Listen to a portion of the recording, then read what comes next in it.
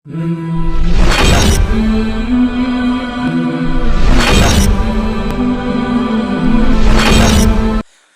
الله الرحمن الرحيم. ألف لام را.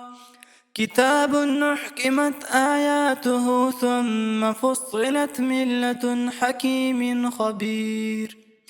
ألا تعبدوا إلا الله إنني لكم منه نذير وبشير.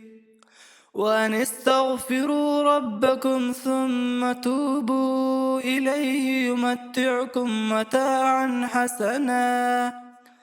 متاعا حسنا إلى أجل مسمى ويؤت كل ذي فضل فضله.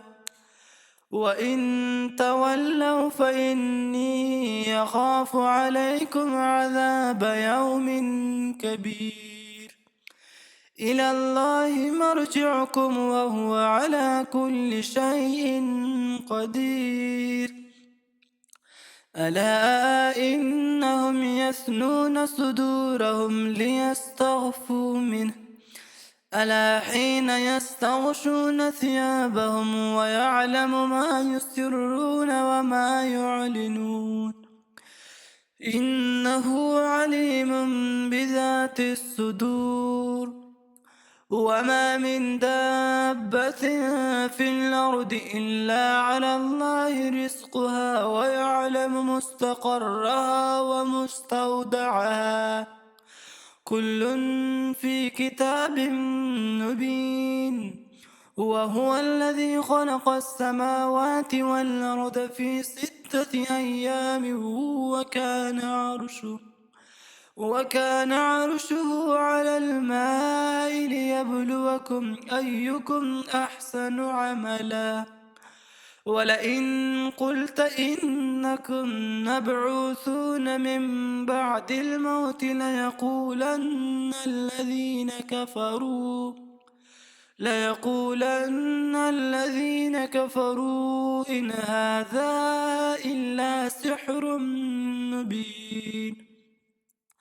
ولئن أخرنا عنهم العذاب إلى أمة معدودة ليقولن ما يحبسه ألا يوم يأتيهم ليس مصروفا عنهم وحاق بهم ما كانوا به يستهزئون.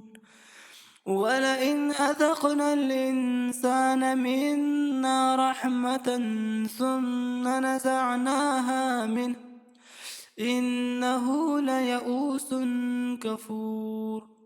ولئن أذقناه نعماء بعد ضراء مسته ليقولن ذهب السيئات عني إنه لفرح فخور. إلا الذين صبروا وعملوا الصالحات أولئك لهم مغفرة وأجر كبير. فلعلك تارك بعض ما يوحى إليك وضائق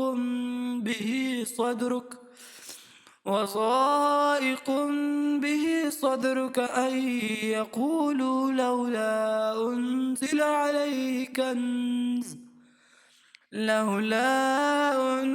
عليه كنز أو جاء معه ملك إنما أنت نذير والله على كل شيء وكيل.